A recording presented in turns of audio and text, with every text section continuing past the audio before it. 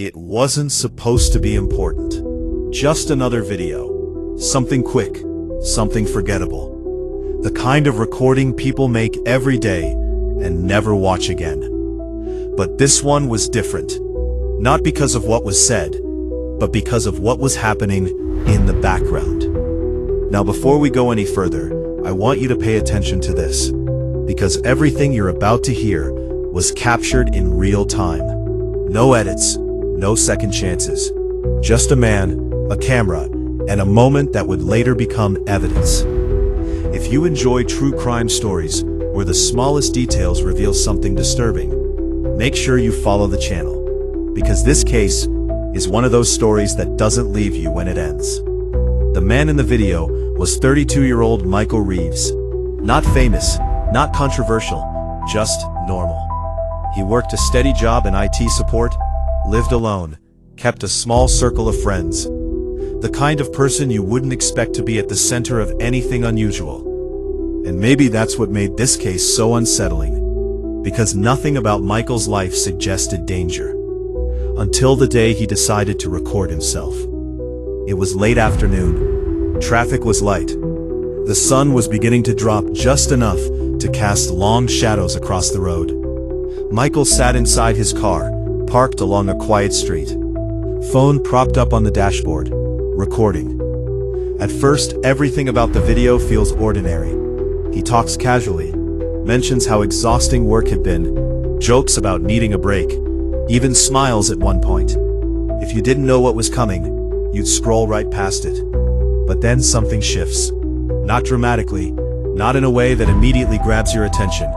Just a pause. A slight delay in his speech. His eyes move, not toward the camera, but past it, toward the rear-view mirror. It lasts less than 2 seconds, and then he continues talking. But now, something feels off. His voice is still calm, but it's more controlled.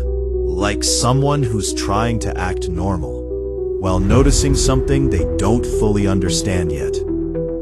That moment would later become one of the most analyzed parts of the entire case. Because what Michael noticed was already too late. Behind him, in the distance, a vehicle had pulled up. Not fast, not aggressively, just slowly enough to avoid attention. It didn't honk, didn't flash lights, didn't attempt to interact. It simply stayed there, watching. At this point, nothing in the video confirms danger. No shouting, no visible threat, just presence. And sometimes, presence is enough. The video continues. Michael shifts slightly in his seat. You can see him thinking, trying to decide if what he noticed actually matters. And that hesitation, that moment of uncertainty, would become one of the biggest turning points in the entire story. Because instead of leaving, he stays. Minutes pass. The car behind him doesn't move. And then, something else happens. A second figure appears briefly in the reflection. Not clearly enough to identify, but just enough to confirm Michael wasn't alone out there. The video ends suddenly. No explanation, no warning, just stops. When Michael didn't return home that night, no one panicked immediately. People miss calls, people change plans. It happens. But by the next morning, something felt wrong. His phone was off. His workplace hadn't heard from him. And that's when concern turned into action. His family reported him missing. Police began with the usual steps. Check the apartment, look for signs of struggle, search digital activity. But nothing stood out. Everything in his life appeared untouched, frozen in place, like he had simply stepped out and never returned. Then they found the video. At first, it didn't seem helpful, just a man talking in his car, but something about it didn't sit right with investigators, so they watched it again, and again, and again, until one detail finally broke through: the reflection. When they enhanced the rear-view mirror footage, they realized something chilling. The vehicle behind Michael hadn't just arrived. It had been there longer than expected. And the second figure, it wasn't random. It was deliberate. From that moment, the case changed completely. This wasn't a disappearance. This was surveillance. Police began tracking nearby cameras, street by street, angle by angle, reconstructing Michael's last movements, and what they found was even more disturbing than the video itself. The same vehicle had been seen earlier that day, and the day before that, and even the week before. Someone had been following him, for days, maybe longer. Eventually, the vehicle was identified, registered to a man named Daniel Cross. But here's where the story takes a turn no one expected. Daniel Cross had never met Michael, not officially. No shared workplace, no mutual friends, no history, nothing.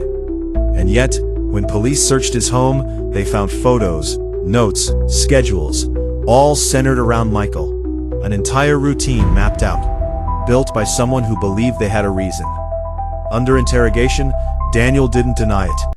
He explained everything, calmly, confidently, as if what he had done made sense. He believed Michael had ruined his life years earlier, caused him to lose an opportunity, destroyed something important. But investigators found no evidence of that. None. Because the truth was far more disturbing. Daniel had mistaken Michael for someone else. A face, a resemblance, a wrong assumption that turned into obsession. And once that belief took hold, nothing could convince him otherwise. The video Michael recorded captured the exact moment he realized something wasn't right. But not soon enough to understand why. And that's what makes this case so difficult to process. There was no warning, no connection, no reason. Just a normal day, turning into something irreversible. The footage that seemed meaningless at first became the key to everything. A man documenting his own moment of awareness, without knowing it would be his last. And it leaves behind a question that's hard to ignore. How many moments like this happen every day, completely unnoticed? Because sometimes, the most important evidence isn't hidden. It's right there in front of you. You just don't realize it until it's too late.